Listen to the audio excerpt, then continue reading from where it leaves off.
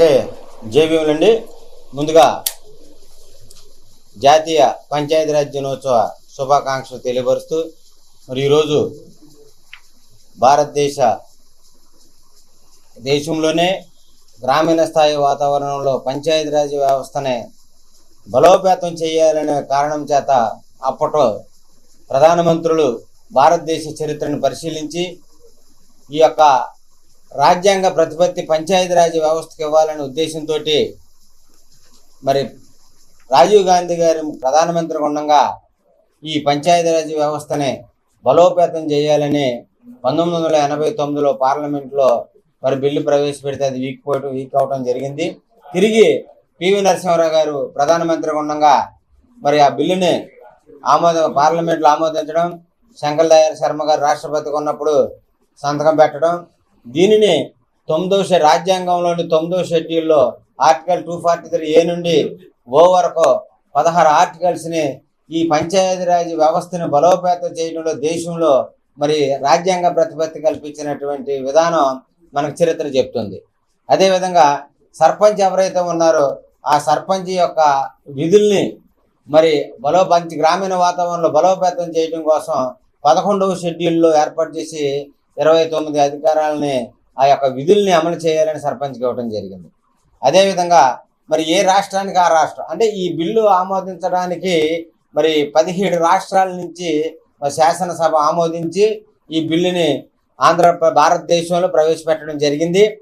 అలాగే మన ఆంధ్రప్రదేశ్ విషయానికి వచ్చేటప్పటికి మరి ఎన్టీ రామారావు గారు ముఖ్యమంత్రి అయిన తర్వాత మరి ఈ యొక్క ఏదైతే వ్యవస్థ పంచాయతీరాజ్ వ్యవస్థకి వ్యతిరేకంగా ఉన్నటువంటి ఈ పట్వారీ వ్యవస్థ అయితే ఉందో అన్నింటిని కూడా రద్దుపరిచి స్వయం ప్రతిపత్తి కావాలని మరి అప్పటి ఆంధ్రప్రదేశ్ ముఖ్యమంత్రి ఎన్టీ రామారావు గారిని రద్దు చేయటం, మళ్ళీ తిరిగి 1994 ఆంధ్రప్రదేశ్ చట్టం చేయటం జరిగింది. ముఖ్యంగా ఇది చరిత్ర ఎందుకు చెప్పానంటే ఈ ఆంధ్రప్రదేశ్ కానీ భారతదేశంలో కానీ గ్రామీణ వాతావరణంలో మరి పొలిటికల్ పార్టీలతో సంబంధం లేకోకుండా ఎన్నిక కాబడినటువంటి వ్యక్తే గ్రామ సర్పంచ్.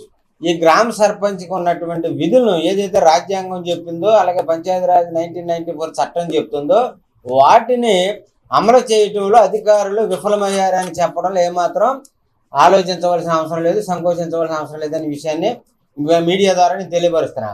ఇంకా ఈనాటికంటే ఇప్పటికి 32 సంవత్సరాలు అయింది మనం చట్టం చేసి రాజ్యాంగబద్ధంగా. రాజ్యాంగం అమలులోకి వచ్చి సుమారు 75 సంవత్సరాలు అయింది. అయినప్పటికీ ఈ యొక్క గ్రామీణ వాతావరణంలో ఈ యొక్క ఇన్ని చట్టాలున్నా ఇన్ని ఆర్టికల్స్లు ఉన్నా ఇంకా అభివృద్ధి చెందలేకపోవడం కారణం అధికారులు ఫెయిల్ అయ్యారనే విషయాన్ని నేను ఈ రోజు నుంచి మీడియా ద్వారా తెలియపరుస్తున్నా. ఒక గ్రామ సర్పంచ్గా అలాగే ఎస్సీ సర్పంచ్ హక్కుల పరిరక్షణ రాష్ట్ర అధ్యక్షుడిగా నేను పరిశీలించిన దాని మీద ఎక్కడ లోపం జరుగుతుందంటే అధికార లోపం. దీన్ని 3 అంచెల విధానాన్ని బలవంతరాయ్ మెహతా కమిటీ పంచాయతీరాజ్ వ్యవస్థను 3 అంచెల వ్యవస్థగా ఏర్పాటు చేయడం జరిగింది. గ్రామ స్థాయి, మండల స్థాయి, జిల్లా స్థాయి. అంటే గ్రామ స్థాయిలో గ్రామ సర్పంచ్ ప్రథమ పౌరుడు, సర్వ హక్కులు ఆయనకే. మండల స్థాయిలో మండల అధ్యక్షులు, సర్వ హక్కులు మండలాధ్యక్షులే. జిల్లా స్థాయిలో జిల్లా పరిషత్ చైర్పర్సన్ ఆర్ చైర్మన్, వీళ్ళకి వాళ్ళ యొక్క. కానీ ఈ చట్టం ఏర్పడిన దగ్గర నుంచి కూడా ఎమ్మెల్యేలు హోల్డ్లో పెట్టేసుకుని రాష్ట్ర వ్యాప్తంగా దేశవ్యాప్తంగా ఈ ఎవరైతే జిల్లా పరిషత్ చైర్మన్, ఎవరైతే మండల పరిషత్ ఉన్నారో, ఎవరైతే సర్పంచ్లో వాళ్ళకి ఇండివిజువాలిటీ లేకోకుండా మరి ఫ్రీగా చేయలేనటువంటి పరిస్థితి నేటి రాజకీయ వ్యవస్థ కనిపిస్తుంది. ఇది చట్ట వ్యతిరేకత, ఇది రాజ్యాంగ వ్యతిరేకత. ఇది రాజ్యాంగం ఎంత ప్రతిపత్తి ఇచ్చినప్పుడు కూడా రాజ్యాంగబద్ధంగా అలాగే 1994 పంచాయతీరాజ్ యాక్ట్ మరి యాక్ట్ నెంబర్ 1 నుంచి 147 సెక్షన్లు చెప్తున్నా కానీ అధికారులు వీటిని అమలు చేయటంలో విఫలమవుతున్నారు. మరి దయచేసి ఇదే విధంగా ఉన్నటువంటి వ్యవస్థ నిర్వీర్యం అయిపోద్ది, ప్రజలు చట్టాలను గౌరవించలేనటువంటి పరిస్థితి ఏర్పడుద్ది. రాజకీయ వ్యవస్థ ఇప్పటికే చాలా మరి పాడైపోయినటువంటి పరిస్థితిగా మన సమాజంలో చూస్తున్నాము.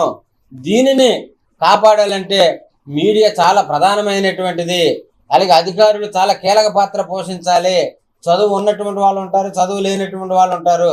అయినా వీటిని మనం అమలు చేయటంలో అధికారులు తక్షణమే మరి అమలు చేసే విధిలో ముందు ఉండాలని, అలాగే రాష్ట్ర స్థాయిలో కమిషనర్ దగ్గర నుంచి సెక్రటరీ వరకు కూడా ఏదైతే పంచాయతీరాజ్కి సంబంధించినటువంటి చట్టాలు ఏవైతే చెప్తున్నాయో ఆ చట్టాలను అమలు చేసే విధానంలో మరి ముందుండాలని, వీటిని విఫలం చేయకూడదని మీరు పత్రిక ద్వారా, నేను ఎలక్ట్రానిక్స్ మీడియా, ప్రింట్ మీడియా ద్వారా నేడు పంచాయతీరాజ్ దినోత్సవం సందర్భంగా నేను తెలియపరుస్తున్నా. నేను చూస్తూ ఉంటుంటే చాలా బాధేస్తుంది.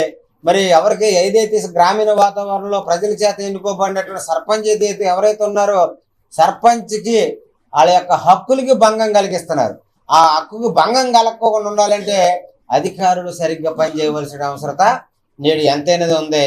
అలాగే ఈ 3T ఎవరైతే ఈ యొక్క 3 అంచెల విధానం ఏదైతే ఉందో దాన్ని దేశవ్యాప్తంగా సరిగ్గా అమలు చేసేయడానికి మరొక్కసారి సమీక్ష జరిపించవలసిన, రాష్ట్ర దేశ స్థాయిలో సమీక్ష జరపవలసిన పరిస్థితి ప్రభుత్వాలకు ఉందనేది నేను ఎస్సీ సర్పంచుల హక్కుల పరిరక్షణ సంఘం మరియు ఆల్ ఇండియా అంబేద్కర్ యువజన సంఘం తరపునుంచి నేను ప్రభుత్వాలను డిమాండ్ చేస్తున్నాను.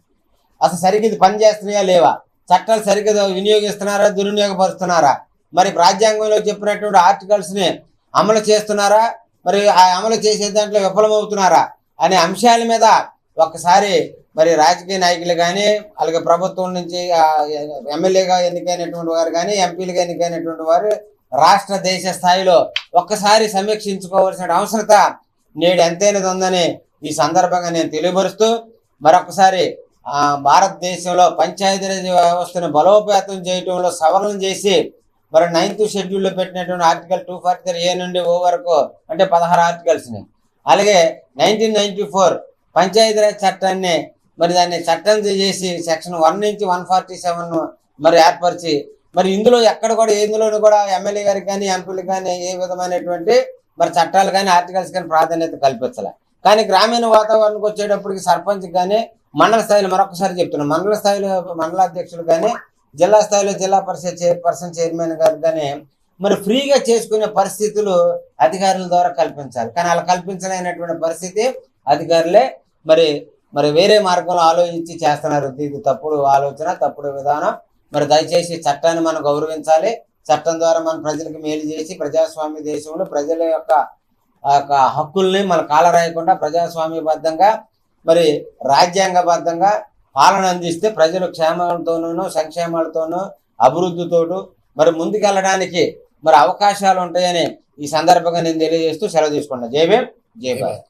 Shri Vighneshwara sun city phase 2 దిగ్విజయంగా పూర్తి చేసిన మా కస్టమర్లకు ధన్యవాదాలు తెలుపుతూ తెలుగు సంవత్సరాది ఉగాది శుభాకాంక్షలతో సగర్వంగా సన్ సిటీ ఫేజ్ 2 నుండి పార్ట్ 2 ను మీ ముందుకు తీసుకువస్తున్నాము. 100% వాస్తుతో open plots, DTCP and RERA approved layout open plots, black top roads, 3-phase current transform, street lighting, venture చుట్టూ compound wall, drainage, children's park సదుపాయాలతో ఓపెన్ ప్లాట్స్ ఇంటి నిర్మాణం కోసం సిద్ధంగా ఉన్నాయి. బుకింగ్స్ ప్రారంభం. బ్యాంక్ లోన్ సదుపాయం కూడా కలదు. విచ్చేయండి Shri Vighneshwara sun city phase 2, Vangayigudem centre, 14వ డివిజన్, క్యాన్సర్ హాస్పిటల్ వెనుక, ఏలూరు. ఆకుల శ్రీనివాస్. Phone number 9848233117, 9848155544.